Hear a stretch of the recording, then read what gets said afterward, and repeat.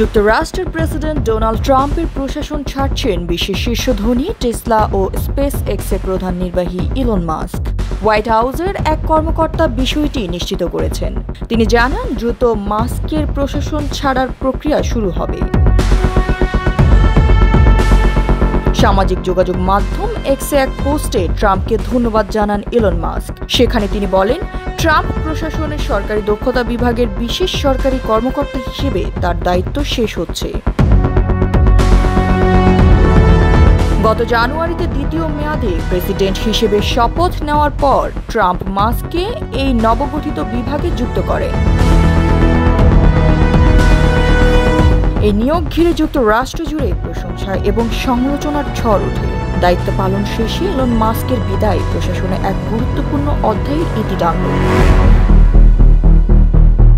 আর এই জ্যোতি দৃষ্টি 24।